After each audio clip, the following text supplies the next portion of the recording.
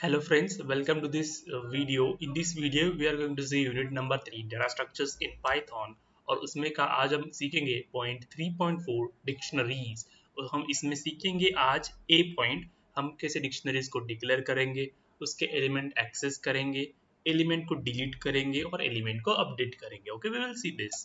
So let's get started with the dictionaries. We have already learned dictionaries in chapter number 1. Let's revise what is dictionary.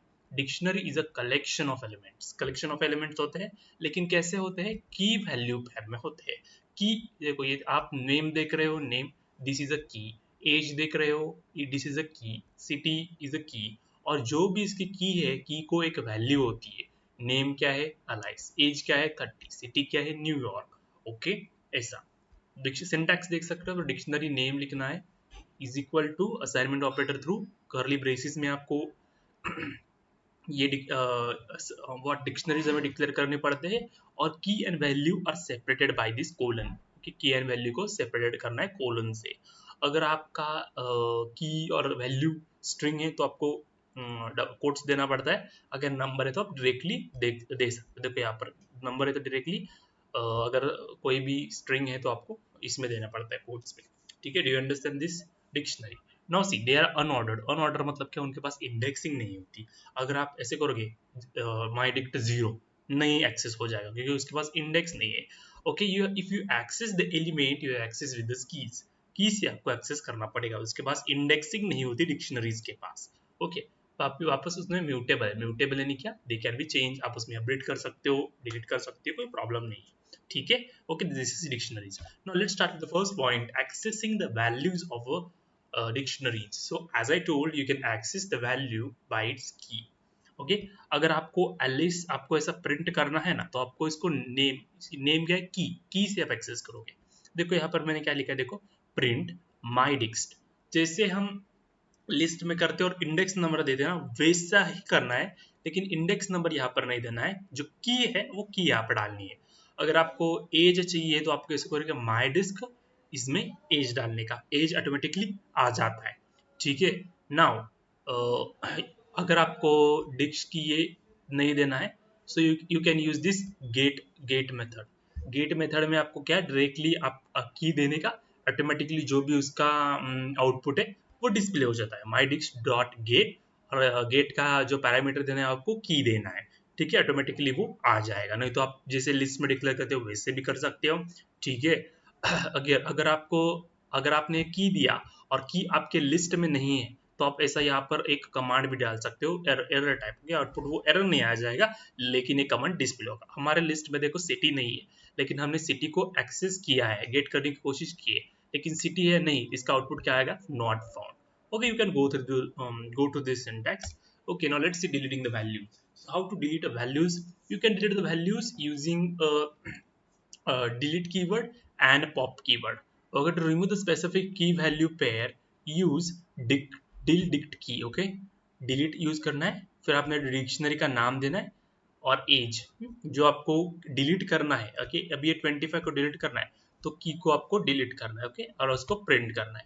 Pop element to for safe removal of element, जो element delete होगा. Okay, safe removal यानी same. Pop क्या करता है? Delete होता है element. की जो आपने की दिया वो ही पॉप हो जाएगा.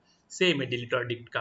ओके, लेकिन ये फंक्शन टाइप में, और वो सब डिलीट कीवर्ड से आप डिलीट करते हो, और पॉप होता है वो फंक्शन से. अगर आपका पूरा डिक्शनरी डिलीट करना है तो you have to use clear, CLER, clear.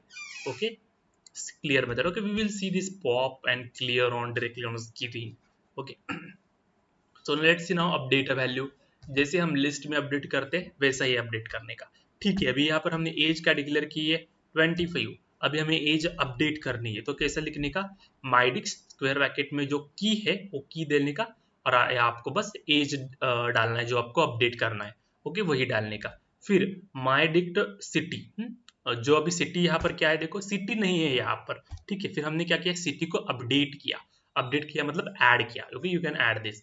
और अगर आप उसको प्रिंट करना तो प्रिंट करो, you will see the output. This will be updated. 30 हो गया, 23 का, और सिटी इसमें ऐड हो गया. Okay, in this way you have to update the values. Okay, in the next video we will see about basic dictionary operation.